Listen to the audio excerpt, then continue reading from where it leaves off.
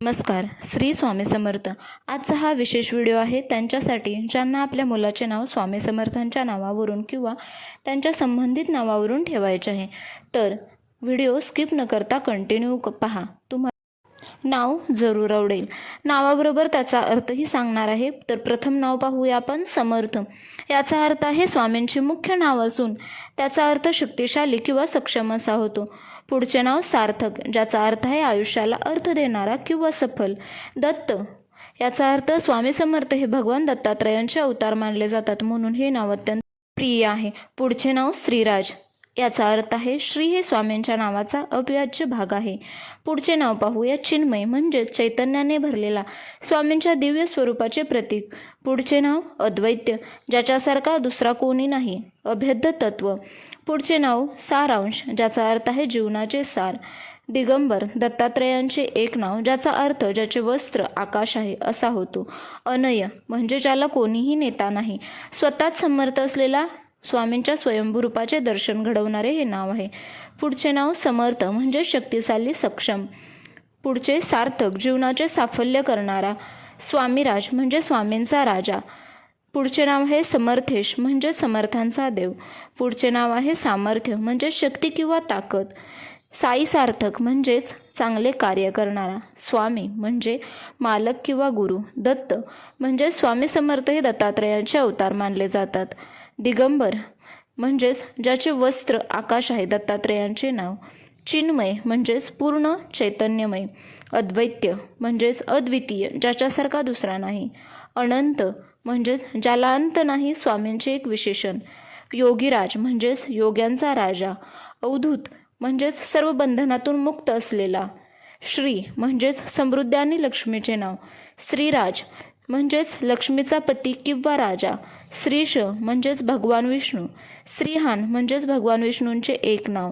श्रीतेज म्हणजेच दैवी प्रकाश. निशंक म्हणजेच शंका नसलेला.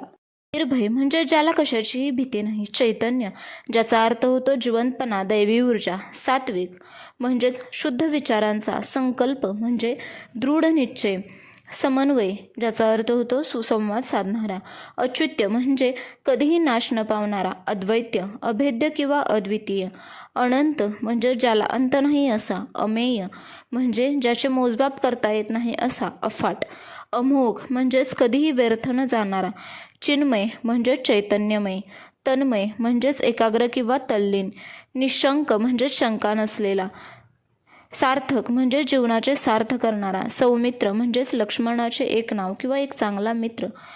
श्रीपाद म्हणजेच स्वामींचा पहिला अवतार. अवधूत म्हणजेच सर्व बंधनापासून मुक्त. योगीराज म्हणजेच सर्व योग्यांचा राजा. श्रीराज म्हणजेच ऐश्वर्याचा राजा. श्रीहन म्हणजेच भगवान विष्णूंचे एक नाव. समर्थराज म्हणजेच सामर्थ्यवान राजा. स्वामीनाथ म्हणजेच सर्वांचा स्वामी. साई सार्थक म्हणजे स्वामींच्या कृपेने सिद्ध झालेले. स्वार्भम म्हणजे स्वामींचे स्वरूप. स्वामित म्हणजे स्वामींचा अंश. समन्वय म्हणजेच सुसंवाद साधणारा. स्वराज म्हणजे स्वतःचे राज्य, स्वामींचे सामर्थ्य. अक्षद म्हणजे स्वामींच्या आशीर्वादाने मिळालेले. अमेय म्हणजे ज्याचे मोजमाप करता येत नाही असा अफाट शक्ती असलेला. अमोघ म्हणजे ज्याचे कार्य कधीही व्यर्थ जात नाही, जो अचूक असतो. अच्युत्य म्हणजे कधीही नाश न पावणारा. भगवान विष्णूंचे एक रूप.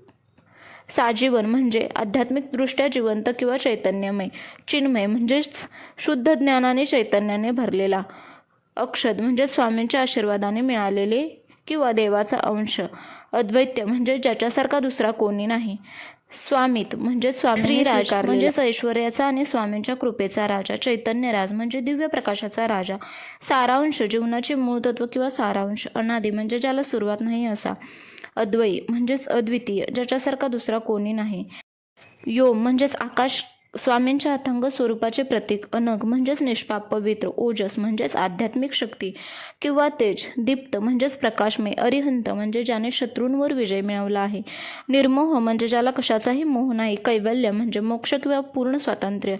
सायुज्य म्हणजेच ईश्वराशी एकरूप होणे. अद्वैत्य म्हणजे दोन नाही असा, एकनिष्ठ. आदेश म्हणजेच गुरूंच्या आज्ञा. प्रचित म्हणजेच अनुभव, स्वामींच्या प्रचितीवरून.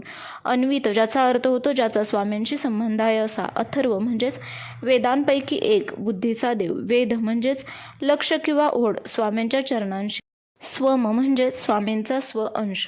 अन्वित म्हणजे ज्याचा संबंध स्वामींशी आहे. स्वार्हम म्हणजे स्वामींच्या स्वरूपाचा. तन्मय म्हणजेच पूर्णपणे भक्तीत तल्लीन झालेला. वेद म्हणजे ज्याचे लक्ष स्वामीचरणी. श्रीहन म्हणजेच भगवान विष्णूंचे नाव.